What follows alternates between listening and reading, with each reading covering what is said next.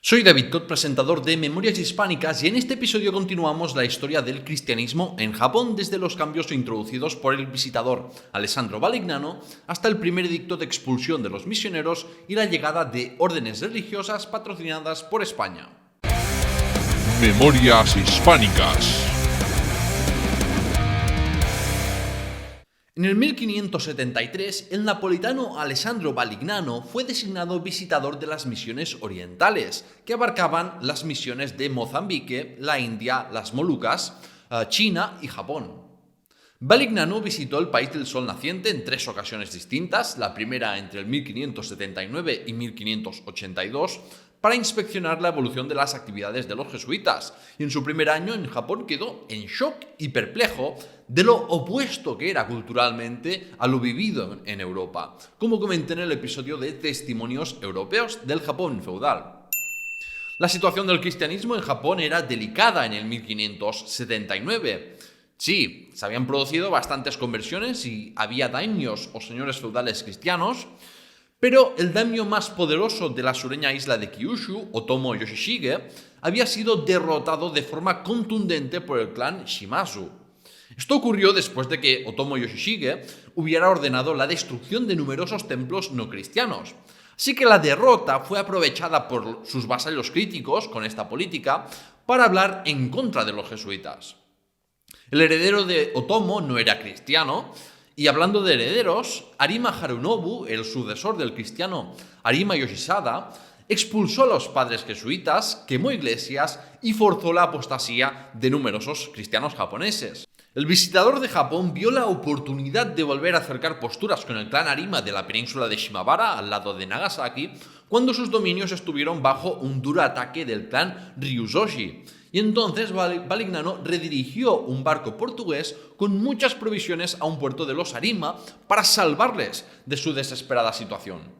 El plan funcionó porque los Ryuzoshi levantaron su asedio y se retiraron, y un agradecido Harunobu se bautizó en el 1580 con el nombre de Protasio y ordenó la destrucción de varias decenas de templos budistas y santuarios sintoístas.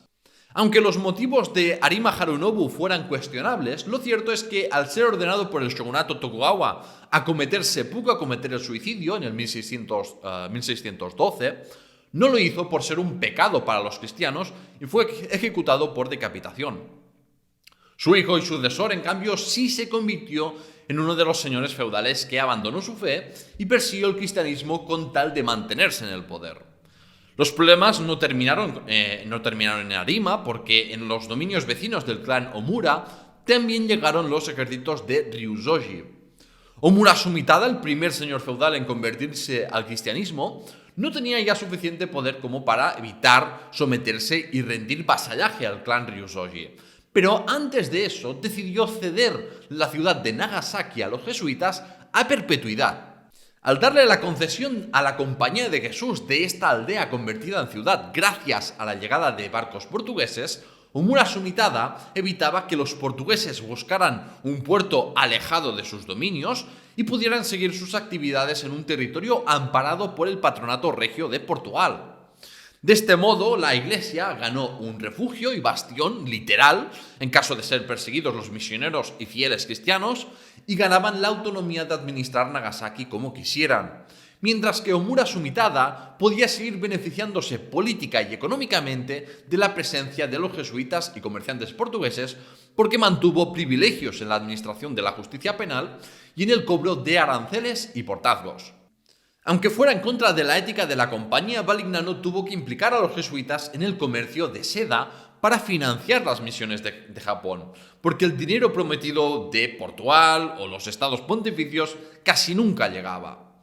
Con los asuntos de Kyushu un poco organizados, en el 1581 el visitador fue a conseguir una audiencia con el prometedor daimyo Oda Nobunaga de Kansai, de las provincias centrales de Japón. Allá por donde pasaba la comitiva jesuita, concentraban una multitud de curiosos deseosos de ver los solemnes actos litúrgicos cristianos, y los misioneros eran recibidos con grandes banquetes y por gente noble. Difícil pensar en un futuro más prometedor por la cristiandad japonesa, según pensó el napolitano. Valignano aún tuvo más esperanzas puestas en el éxito de la evangelización al tratar en numerosas ocasiones con Oda Nobunaga, al ver que el gobernante que prometía traer la paz y dominar todo el país era un hombre muy curioso intelectualmente por el mundo exterior. En Kioto fue testigo de la grandeza de los espectáculos de Nobunaga, con sus desfiles militares o la tradicional fiesta del Obon, tal y como quería este señor feudal para que se oyese su nombre por todo el mundo. En el castillo de Azuchi, residencia de Nobunaga, los jesuitas fueron muy bien tratados y el primer unificador de Japón le dio a Valignano un espectacular biombo en que estaba pintado con todo detalle el castillo de Azuchi, un biombo que había rechazado dar al mismísimo emperador de Japón. Imaginad lo marginado que estaba el emperador en esta época. La cosa es que las audiencias entre Valignano y Nobunaga representaron un intercambio cultural de curiosidad y de respeto mutuo entre culturas extraordinario. Y eso no hacía más que elevar las expectativas positivas para la evangelización de Japón. Y hablando de intercambio de culturas, hubo dos posturas enfrentadas respecto a la estrategia de evangelización de Japón. La de mantener sin apenas cambios la identidad de los jesuitas, independientemente de las características del país, y la de acomodarse y adaptarse a la cultura del país. En la década de los 1570, el superior de la misión de Japón era el portugués Francisco Cabral, que fue criticado con dureza por Valignano por mantener una actitud demasiado disciplinaria y desconfiada hacia los japoneses. Cabral estaba en contra de que los jesuitas participaran en el comercio de seda, vistieran con ropas japonesas o en abandonar la austeridad requerida a un buen religioso. Francisco Cabral alertó del riesgo a conversiones interesadas por la participación de los jesuitas en el comercio y creía que cuanto mayor la espiritualidad de los jesuitas, más probable sería que la evangelización de Japón tuviera éxito. Por tanto, no debían buscar el éxito en adaptarse externamente a la sociedad nipona ni tampoco en impresionar a los japoneses con apariencias. Precisamente la virtud y humildad de los jesuitas debía servir para que los japoneses aprendieran que lo importante está en el interior. Francisco Cabral fue, de los primeros europeos en frustrarse y descubrir que un extranjero no puede cambiar la forma de ser de los japoneses. Pero ojo, que la actitud de Cabral tampoco era insensible por las particularidades de Japón y no deseaba ir ahí simplemente a imponer sus costumbres. Por ejemplo, no se mostró de acuerdo con la destrucción de templos budistas porque ello provocaría una justa oposición. Se mostró flexible en que nobles cristianos se casaran con gentiles de su mismo estatus, pero que no fueran cristianos. Y no creía que se pudiera exigir lo mismo a un cristiano japonés que a un europeo. A su modo de ver, los europeos debían hacer concesiones y tolerar especificidades culturales y sociales de Japón, pero no de un modo que corrompiese la forma de vida austera de los jesuitas. Otra diferencia entre Cabral y Valignano es que si bien ambos creían en la necesidad de integrar japoneses cristianos en la compañía de Jesús, Cabral creía que estos debían estar subordinados y al servicio del clero europeo, y no apostó por darles la misma educación universitaria que los jesuitas europeos, ni una formación teológica igual, porque temía que creasen herejías. Mientras que Valignano sí creía que debía formarse un clero japonés en igualdad, y criticó que los hermanos japoneses no eran tratados como hermanos, sino como sirvientes bajo Cabral, y eso causaba una lógica animadversión entre los japoneses. Finalmente, Cabral abandonó la misión de Japón por no tener ya suficiente ilusión para esta tarea, y por estar en desacuerdo con las directrices dadas por Valignano. A Valignano le abrieron los ojos sus conversaciones con daimios cristianos, porque le comentaron que era absurdo que unos pocos extranjeros intentasen cambiar las costumbres de su país y que muchas costumbres europeas eran vistas como bárbaras y vulgares. Esto hizo que el visitador de las misiones orientales escribiera un tratado para unir la mente y alma de japoneses y europeos, mediante una estrategia proselitista de acomodación a las costumbres del país, concretamente a aquellas que no chocaran con la doctrina católica. Describió el comportamiento esperado de los jesuitas en Japón, tomando como referencia sus enemigos, pero homólogos budistas de la secta Zen, porque hasta el momento la mayoría de japoneses los veían como indignos por su austeridad y por su falta de modales comparados con los bonzos budistas. Los cambios instaurados por Valignano para dignificar a los jesuitas incluían asimilar la jerarquía a la budista zen para hacerla más comprensible para los japoneses, cambiar su manera de vestir con sombreros y capas a lo bonzo y kimonos, el modo de tratar, ¿no?, a la gente de mayor rango, mejorar la limpieza de sus residencias o incluso aprender la ceremonia del té y demostrar menos sus emociones. La acomodación llegaba al punto de que el superior napolitano prohibió criar cerdos, cabras o vacas en las residencias jesuitas porque comer su carne chocaba negativamente con las costumbres gastronómicas sin apenas consumo de carne de los japoneses de la época. Así pues, para cristianizar, los jesuitas se debían japonizar. Y no era una tarea fácil dadas las costumbres con las que ya se habían criado los misioneros europeos. La estrategia de acomodación le valió críticas a Valignano, no solamente entre las órdenes religiosas mendicantes, que ponían mucho el énfasis en la austeridad, sino también entre algunos jesuitas. El superior de todos los jesuitas advirtió a Valignano de no pasarse con esto de imitar las apariencias de la alta sociedad nipona y de los budistas, porque de otro modo se perdería la identidad de la propia orden religiosa. Pero cuando a Alessandro Valignano se le metía algo en la cabeza, era difícil que cambiase de opinión, y más al formar sus opiniones de manera prudente en base a las experiencias vividas en Japón.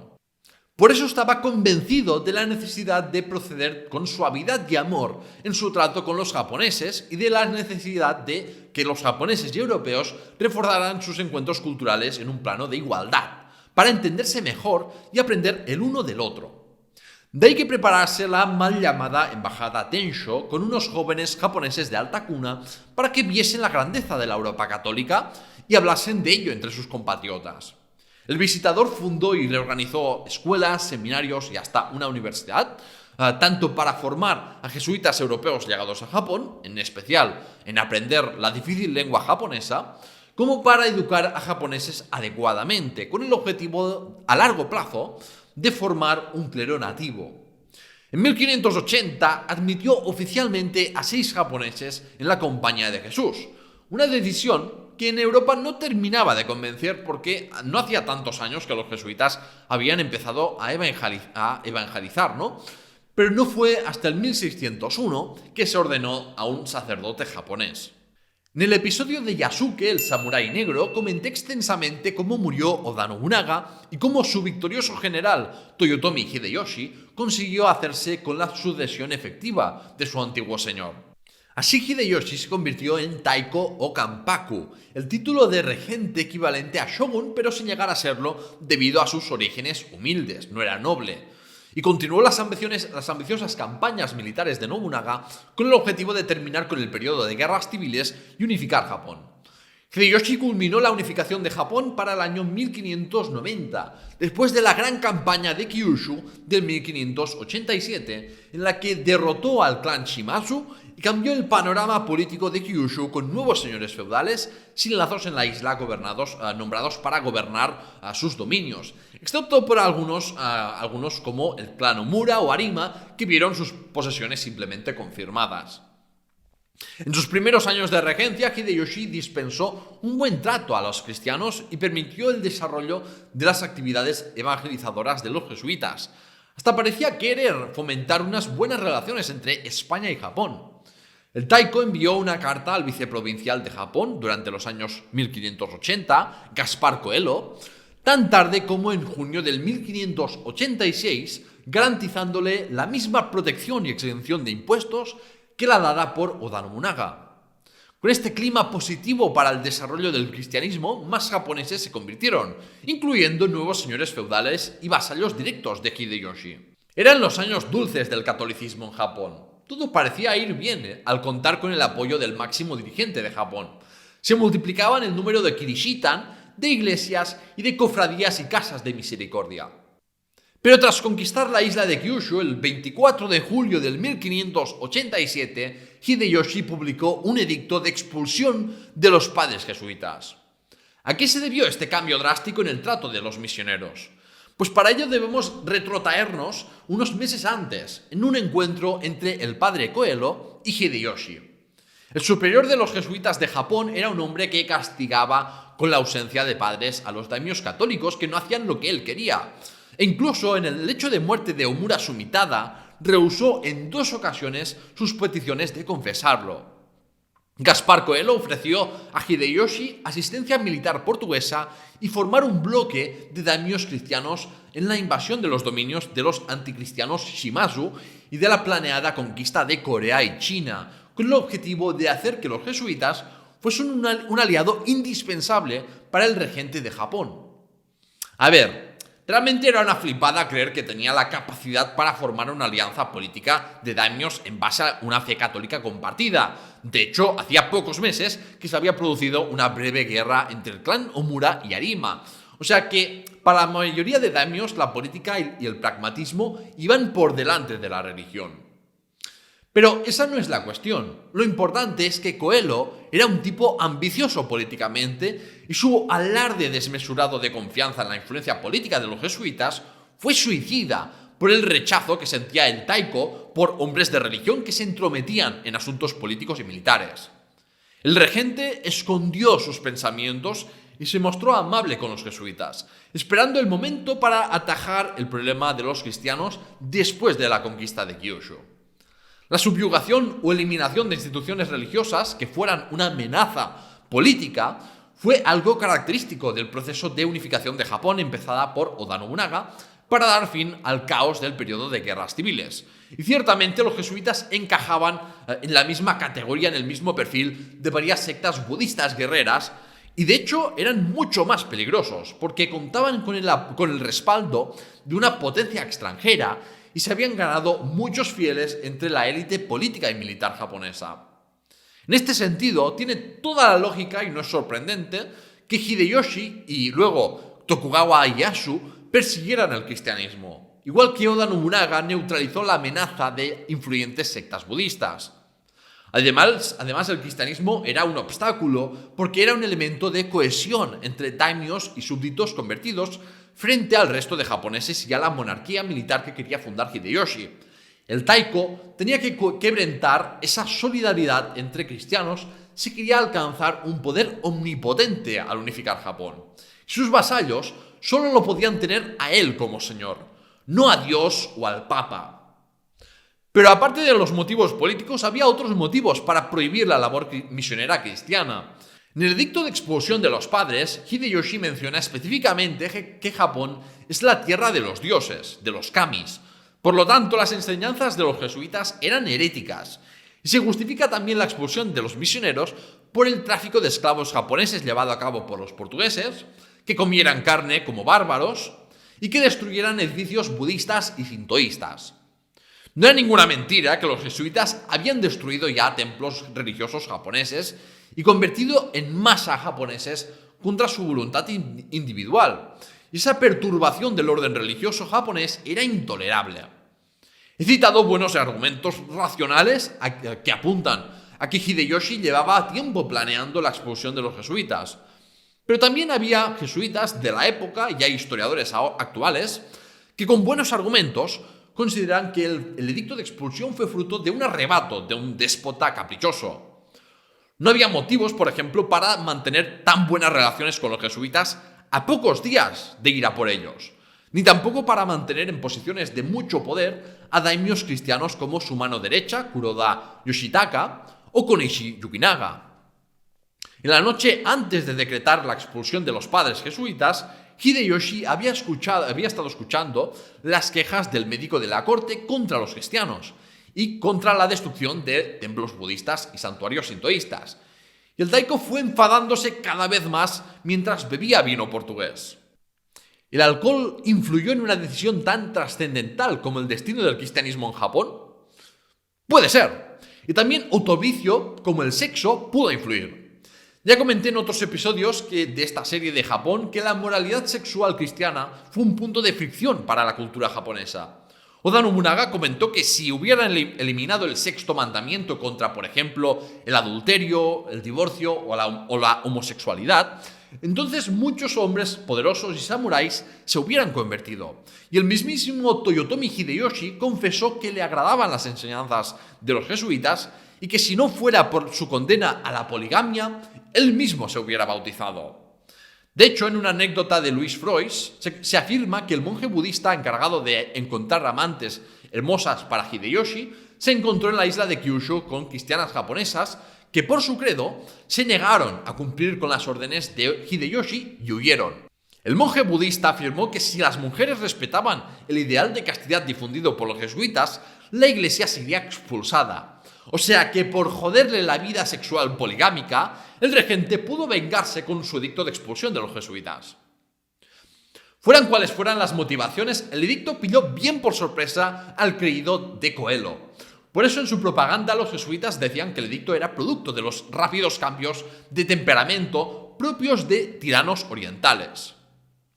Coelho intentó responder en tono humilde y conciliador a unos emisarios que Hideyoshi envió para preguntarle por qué prácticamente obligaban a la gente a convertirse al cristianismo o por qué destruían templos de otras religiones.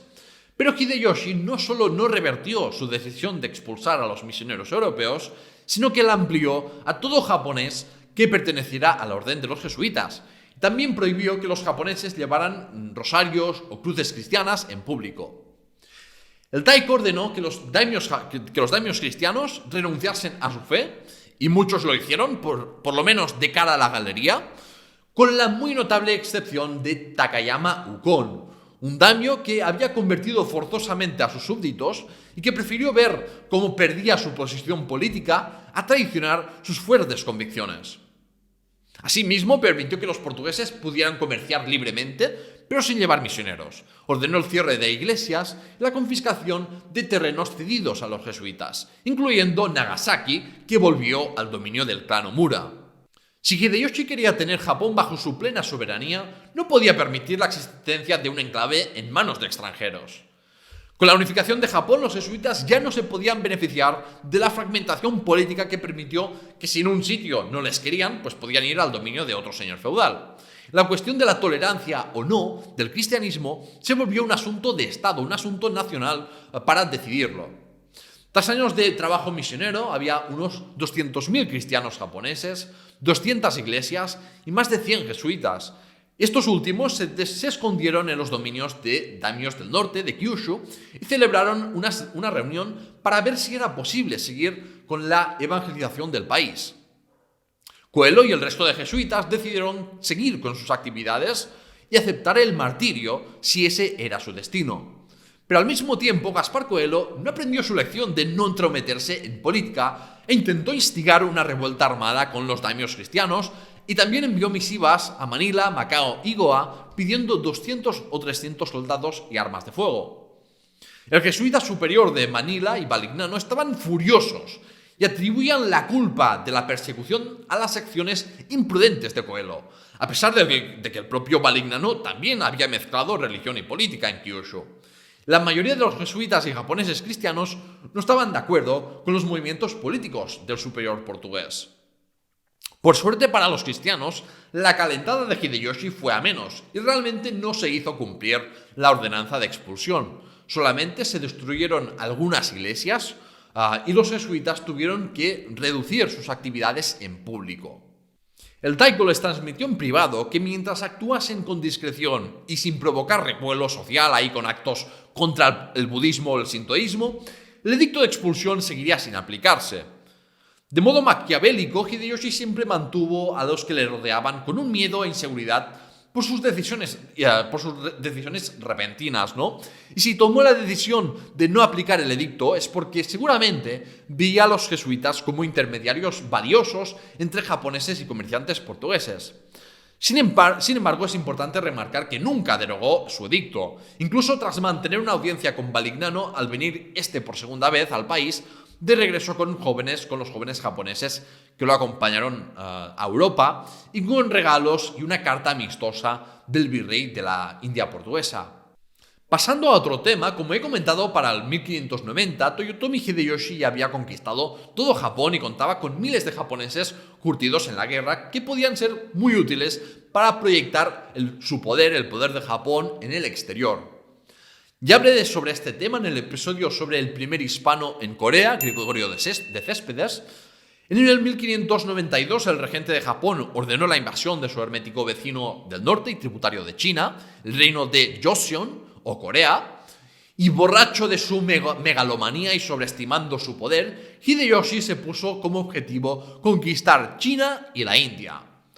Recordemos del episodio de cómo veían los japoneses a europeos y negros, que los japoneses concebían el mundo en tres países o civilizaciones distintas: Japón, China y la India. Y Hideyoshi legitimaba que estuvieran gobernadas por un mismo ente político porque pensaba que compartían un orden religioso común.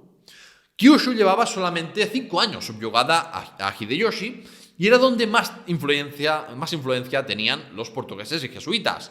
Pero fue Kyushu la que más soldados aportó a la campaña. Se calcula que unos 158.000 japoneses participaron en la primera invasión y de esos 82.000 eran de Kyushu. Lo mismo ocurrió en la segunda invasión a menor escala en el 1597. Muchos cristianos bajo el mando de Konishi Yukinaga, bautizado como Agustín, fueron la vanguardia de la campaña y los que rápidamente conquistaron las principales ciudades de la desprevenida Corea. Y hasta el cristiano Naito Juan fue encargado de negociar la paz con los chinos. Los jesuitas, por un lado, consideraban que Hideyoshi les estaba abriendo el camino sin querer para evangelizar Corea y China. Pero por otro lado, temían que quisiera expulsar a los daimios y plebe japonesa cristiana a Corea. Lo único seguro es que los jesuitas se alinearon con los intereses expansionistas japoneses en Corea con el objetivo de ganarse el favor de Hideyoshi, poniendo en valor la ayuda cristiana en el terreno militar. En la isla de Tsushima, posesión japonesa situada estratégicamente cerca de Corea, Gregorio de Céspedes bautizó al señor de la isla y luego procedió a ir discretamente por las fortalezas japonesas como capellán militar para los samuráis católicos, pese a la prohibición formal de Hideyoshi. En global, las invasiones japonesas de Corea fueron un fracaso, pero los japoneses se llevaron a miles de coreanos en Japón como prisioneros de guerra y esclavos, sobre todo para trabajar el campo que había quedado un poco vaciado por el esfuerzo de guerra. Varios miles de coreanos esclavizados se convirtieron al catolicismo, en parte porque en algunos dominios como el de los Omura, Arima o Ito recibieron un mejor trato y hasta algunos señores cedieron el cuidado de los coreanos a los misioneros. Por eso los jesuitas necesitaron que algunos miembros aprendiesen coreano, igual que hicieron con los japoneses, empezaron a incorporar coreanos convertidos a la orden religiosa, e incluso los coreanos fundaron una confraternidad católica propia en Nagasaki. Pero por otro lado, al ser los daimios de Kyushu los que más soldados aportaron, también fueron los que más bajas sufrieron, y eso facilitó que perdieran ante Ieyasu Tokugawa, que con el tiempo se puso serio con la persecución de los cristianos. Por otro lado, que los portugueses fueran los que protagonizasen la evangelización católica de Japón era algo que escocía a los españoles castellanos. La integración del Reino de Portugal en la monarquía hispánica de los Habsburgo en el 1580 no significó que Portugal quedara institucionalmente integrada en la corona de Castilla, igual que la corona de Aragón mantenía sus instituciones e idiosincrasia. Y las rivalidades y piques entre portugueses y castellanos se siguieron produciendo pese a la Unión Ibérica.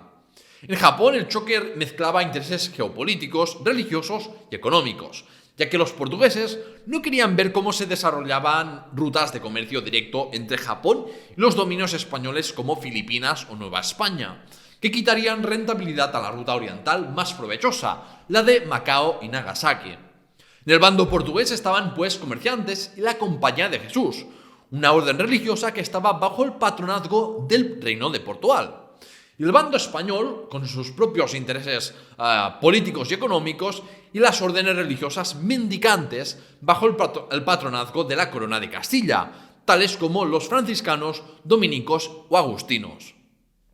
En la orden de los jesuitas había también españoles. De hecho, ya vimos que los primeros jesuitas en llegar a Japón eran todos españoles. Pero el hecho de estar amparados por Portugal o por Castilla era determinante a pesar de tener un mismo monarca a partir del 1580. La intrusión española en Japón implicaba violar los tratados de Tordesillas y Zaragoza, aunque no era la primera vez que esto ocurría por ambas partes. Implicaba también ignorar el monopolio que otorgó el Papa de Roma a los jesuitas para evangelizar Japón y que fue secundado por una ordenanza de Felipe II como rey de Portugal, quien convenció al pontífice Gregorio XIII en 1585 para dar el monopolio de la evangelización de Japón a los jesuitas fue Alessandro Valignano, que afirmaba que nuevos misioneros cometerían errores que los jesuitas habían corregido con la experiencia y que Japón, que jamás se sometería a una potencia extranjera y por eso era importante trabajar para formar un clero local y dejar que los japoneses cuidaran sus propios asuntos eclesiásticos. También argumentó que no era adecuado que llegasen otras órdenes católicas a Japón porque confundirían a los japoneses con mensajes distintos y la falta de un mensaje único les quitaría legitimidad. Como las órdenes mendicantes vivían de limosnas, los japoneses podían creer que solo habían venido a lucrarse como los monjes budistas. Por el azar de un naufragio, en el 1584, un barco con frailes franciscanos y agustinos terminó en el dominio de Hirado, cuyo daimyo mantenía malas relaciones con los jesuitas y quería desarrollar el comercio con Manila. Y eso fue la primera semilla para la idea de que otras órdenes religiosas católicas pudiesen evangelizar el país. Al superior de la misión jesuita de Japón, Gaspar Coelho, sí le parecía bien que llegasen franciscanos y solicitó que franciscanos de las Filipinas viniesen a Japón. Fue en el 1592 cuando se abrió la puerta a nuevas órdenes, cuando llegó a Manila una carta amenazante de Hideyoshi exigiendo su sumisión. Las defensas de Filipinas eran precarias, así que los españoles enviaron una misión diplomática para calmar las cosas. El gobernador das Mariñas primero envió a un dominico como embajador. No tenía muchas alternativas a escoger, aparte de religiosos, porque eran de las pocas gentes, bien formadas en una colonia remota y un poco marginal como Manila. El dominico aprovechó para hablar mal de los jesuitas y portugueses en la corte de Hideyoshi y le señaló al Taiko un globo con los vastos dominios del Imperio Español. Unas acciones bastante imprudentes. El caso es que este dominico no pudo regresar a Manila porque naufragó en la isla de Formosa, la actual Taiwán, y fue ahí asesinado por los nativos. El caso es que Das Mariñas tuvo que enviar nuevos diplomáticos, esta vez de la orden franciscana, que fueron bien recibidos y recibieron el permiso de residir donde quisieran. Sin embargo, los franciscanos pensaron que el permiso de residencia significaba poder predicar libremente el cristianismo. No hicieron caso a las advertencias de jesuitas y de cristianos japoneses que les dijeron, les advirtieron del peligro de hacerlo por estar vigente el edicto de expulsión de los misioneros. Pero siguieron R que R. Las actividades misioneras de los franciscanos empezaron sin autorización de las autoridades españolas y solo porque siguieron su propia agenda, ya que los frailes solo habían sido enviados como diplomáticos. Las órdenes mendicantes bajo el patronato real de España es cierto que llegaron más tarde y tuvieron menos personal en Japón que los jesuitas, pero eso no implicaba que fueran un actor secundario y su establecimiento permanente en Japón a nivel político fue un paso importante para construir relaciones políticas y comerciales entre Japón y España vía Filipinas, así como en mejorar la seguridad de la Filipinas española frente a sus poderosos vecinos. Y a nivel religioso, ayudaron a conseguir nuevos conversos y a mejorar su ortodoxia. Los franciscanos justificaban la fundación de misiones no jesuitas por el hecho de que hacían falta más misioneros en Japón.